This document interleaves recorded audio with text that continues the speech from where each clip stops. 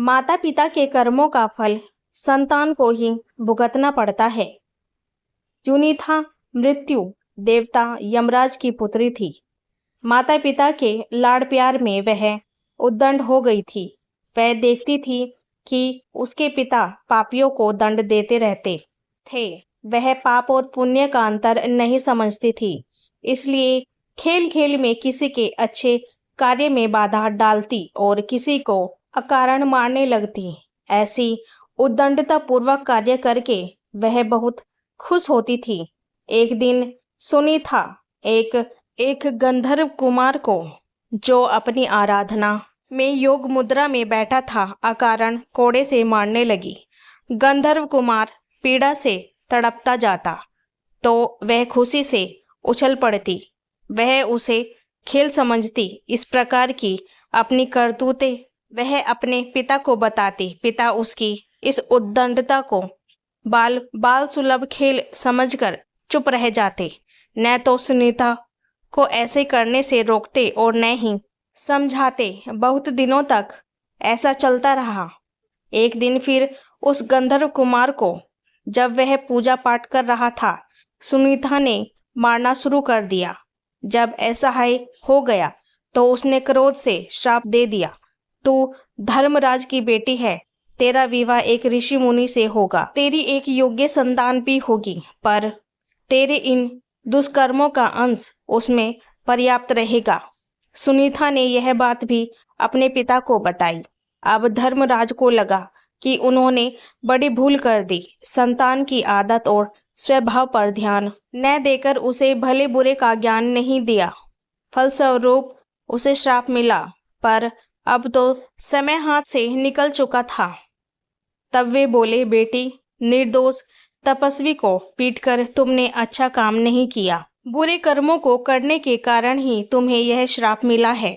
अब भी संभल जाओ और अच्छे काम की ओर मन लगाओ। समय बीतता गया। कन्या बड़ी हुई तो उसके विवाह की चिंता हुई। उसके श्राप को जानकर कोई उससे विवाह करने को तैयार नहीं था। भला कौन उससे पैदा होने वाले पापी पुत्र का पिता बनता। जब कोई उपाय न रहा तो रंभा अप्सरा ने उसे मोहिनी विद्या सिखा दी। अप्सराएं तो इस कार्य में सिद्ध होती है।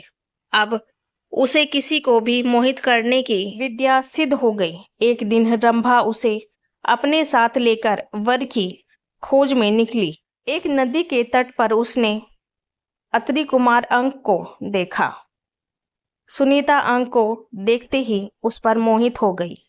रंभा की माया तथा अपनी मोहिनी विद्या के बल पर उसने अंक को भी मोहित कर लिया।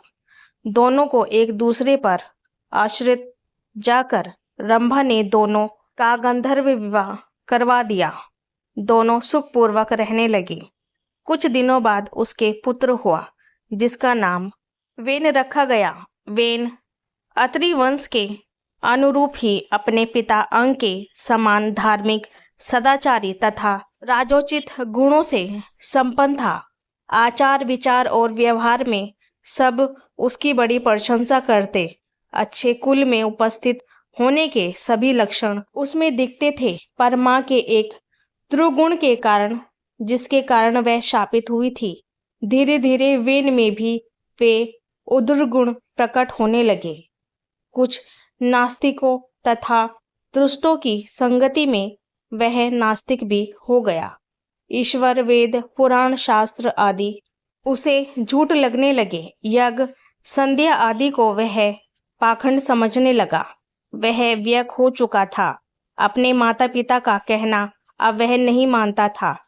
राजकाज में उसका हस्तक्षेप इतना बढ़ गया था कि पिता अंग असहाय हो गए। राजा तो अंग थे, पर आज्ञा वेन की चलती थी।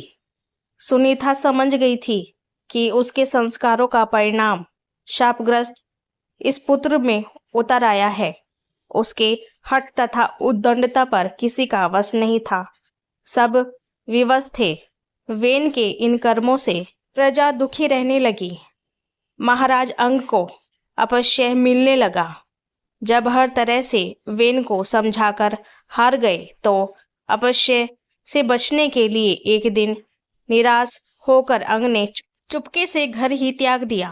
राजा के बिना अराजकता और बढ़ी। ऋषियों ने अंग पुत्र वेन को राजा बनाया और समझाया, तुम्हारे दुष्कर्मों से दुखी होकर तुम्हारे पिता ने राज्य त्याग दिया।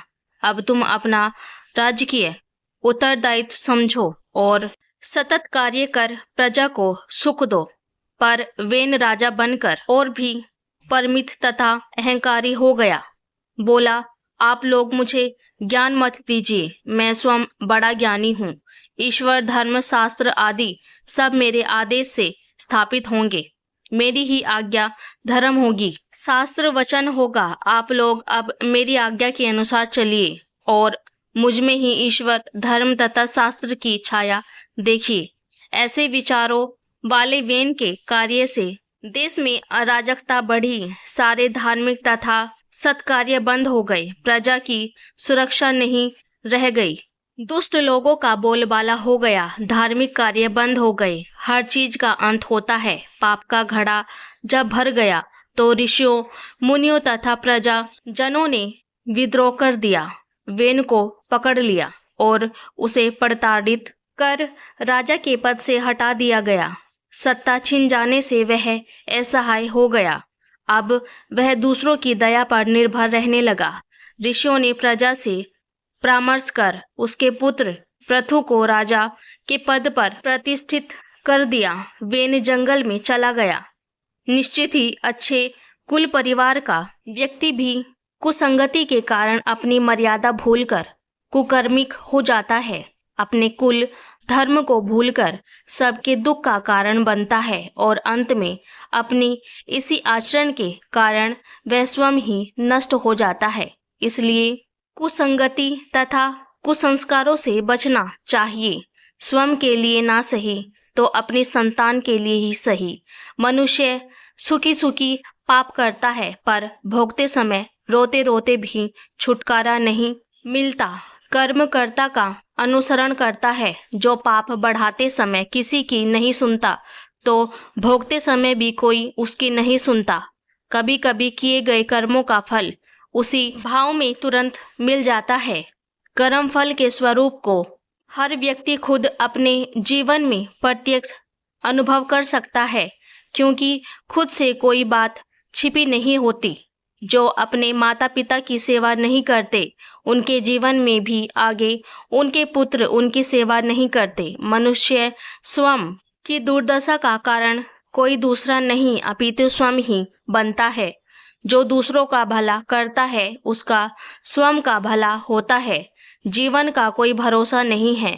पाप का घड़ा कब फूट जाए किसी को पता नहीं। इसलिए ज्यादा से ज्यादा धर्म आराधना करनी चाहिए। यदि आपने किसी निरपराध जीव को सताया है तो वह आपके जीवन में शत्रु बनकर आएगा।